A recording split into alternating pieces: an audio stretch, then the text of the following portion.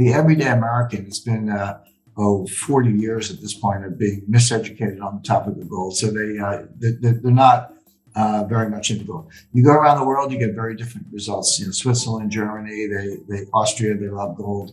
Of course, China, Asian countries. I think Australians have a much better sense than Americans do. So there are the buyers of gold. But you say, well, okay, who are the big buyers of gold?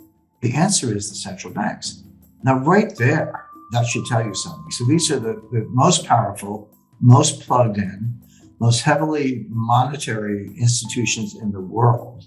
And they're the ones buying gold. Now, they would have you believe that gold's not money, gold serves no purpose. It's the first ones to say, John Maynard Keynes said it was a barbarous relic, which he never said, by the way. He said something, he used the phrase barbarous relic in reference to the gold exchange standard of the 1920s, which was a hybrid gold foreign currency standard, but the foreign currency is not gold. So he said that's a barbarous relic, but he never said that about gold himself. And actually, toward the end of his life, he favored, at Bretton Woods, he favored a global currency called the backward, backed by gold.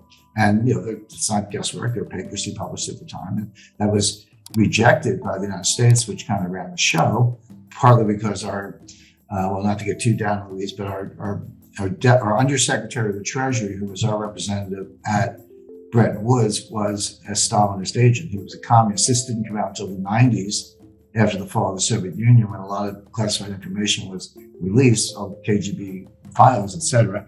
But it was revealed and fully documented in a book by Ben Style called Battle of Bretton Woods, that he was a communist agent.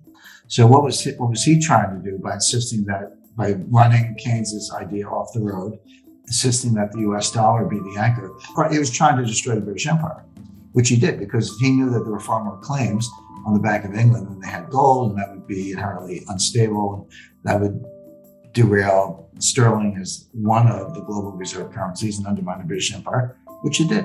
So that's a little bit of a backstory, but it goes to the point that Keynes was an advocate for gold at different times in his career and at the end of his career, and that when the central banks are buying, I should tell you something. Now, I've said for years, I've always pointed to Russia and China. Russia has almost quadrupled their gold reserves in the last 12 years, starting in 2009 through 2021. They've almost quadrupled from about 600 tons to about 2,400 tons. China, the same, from about 600 tons to about just under 2,000 tons that they report, but they're non-transparent. They have a lot more gold than that stashed in something called SAFE, the State Administration on Foreign Exchange, which is a secretive Chinese sovereign wealth fund run by an ex-PIMCO guy, by the way. He knows what he's doing. And they're non-transparent. So the People's Bank of China is kind of transparent.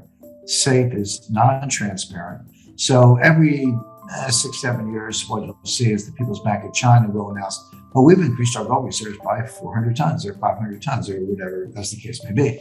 And well, it sounded like they went out the night before and bought 600 tons. Good luck trying that. You can't do it.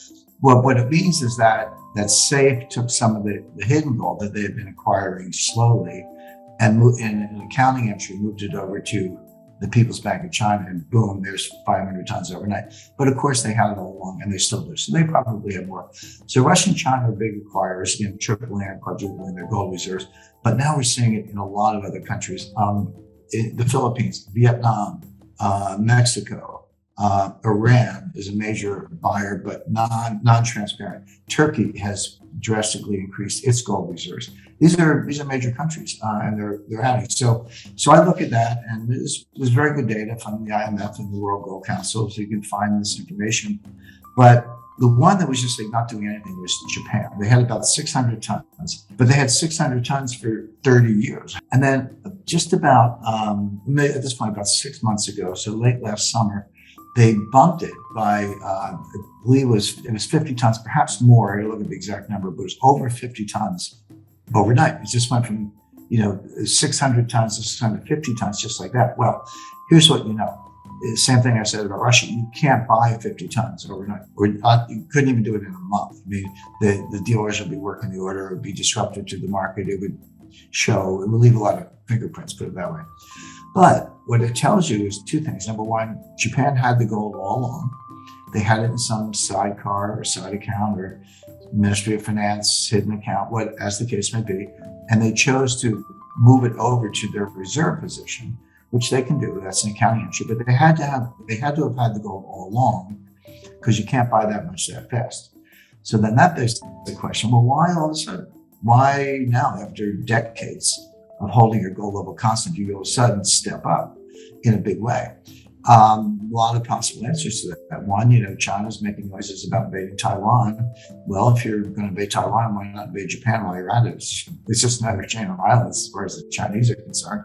And after this happened right around the time, maybe shortly after the U.S. debacle in Afghanistan, which was, the worst foreign policy, military disgrace, humiliation in U.S. history that I can remember. I don't know how far you have to go back to find a worse turn of events, and that there it was. Well, all of a sudden, allies all over the world, Israel, Japan, Taiwan, they're questioning the United States. Like, hey, we thought we're under your nuclear umbrella. You stand by us through thick or thin. Here you leave Americans behind enemy lines.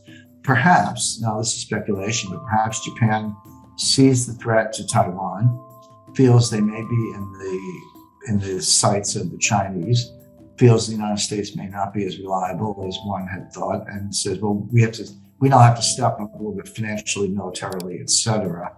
And they're doing that. But that aside, that's a little geopolitical speculation, but that aside, the gold is real. They put it on the books. So the biggest buyers of the gold in the world are the central banks. By the way, from 1970 to 2010, central banks were net sellers. Now, some bought and some sold, but on net, they were net sellers. We had Brown's bottom in 1999 when the UK sold half their gold at the lowest price in about 60 years. They literally hit the bottom at about $200 an ounce, give or take. But since 2010, central banks in the aggregate have been net buyers. Net buying is accelerating. So what does that tell you? It tells you that the most knowledgeable players in the world are adding gold to their reserves because they consider that a prudent hedge to the US dollar, if you have US dollar inflation, or to collapse the confidence in central bank currencies generally, or they're just saying, hey, we're part of the club. By the way, here's a good trivia question for you. If you're in a bar and with a lot of brainy economists around, ask them, bet them a drink on this. Ask them what percentage of U.S. reserves are in gold. And the answer in China is about 2%. Russia's about 20%. You know what the percentage is for the United States? 75%. The U.S. does not rely on euros and Aussie dollars and Canadian dollars for its reserve position. 75% of U.S. reserves are in gold. So don't let any central banker, don't let Jay Powell or Janet Yellen or any of these others tell you that gold's not a monetary asset. We have the largest gold stash in the world, and 75% of our reserves are in gold. So that's the U.S. As they say, watch what they do, not what they say.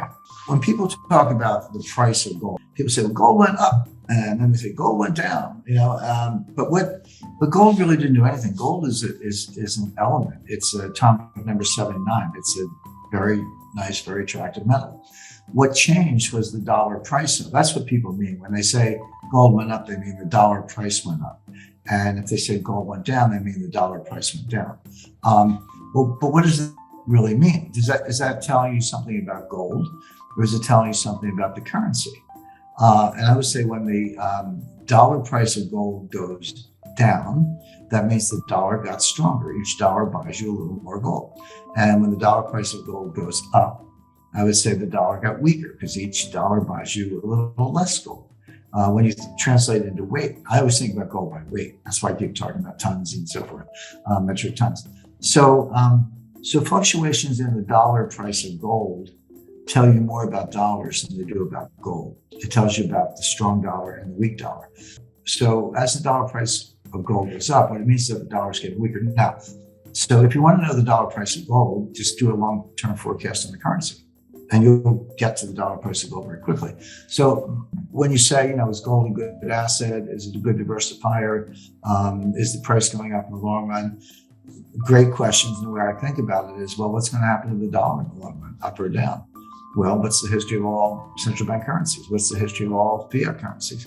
What's the history of inflation? They all go down over time, not all at once. And that's another source of confusion because people look at, well, the dollar euro cross rate, or they say euro to dollar cross rate, is the most heavily traded liquid, foreign exchange cross rate in the world by far. So, and in the past, say 2 months, euro has fallen from about $1.20 to today it's about $1.13. That's a significant decline in the value of the euro and a significant increase in the value of the dollar. So a lot of times when people say the dollar is stronger or weaker, they're actually not thinking about gold along the ways we just discussed. They're thinking about some dollar index. But if you peel back the layers of the onion for every index, Dow Jones, Bloomberg, Fed, it's all basically the euro-US dollar cross rate. So yeah, there's some Canadian, Australian, and yen, and sterling. There's some other currencies in there, but the euro is the lion's share. So all these indices are really euro-dollar cross rates. So when people say the dollar is stronger, well, it's another way of saying the euro is weaker. But currencies tend to trade within a range. They'll get here or they'll go here, but they're not like stocks. Major currencies, they don't go to zero. I mean, Zimbabwe, yeah, but the Australian dollar, euro, they're not going to zero. But they don't go to the moon the way Apple stock or Amazon does.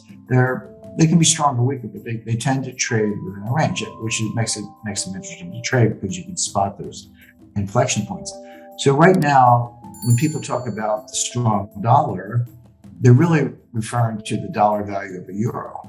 But you could have a situation where gold is going much higher in dollar values, and that would be, as I say, the weak dollar. And yet the euro could be falling faster than the dollar. So people always look at the euro and they say strong dollar, weak dollar compared to the euro. My only advice is look at the dollar price of gold. Use that as your thermometer. A doctor walks into the room, they see the patient, they don't know anything. What's the first thing they do? They take their temperature.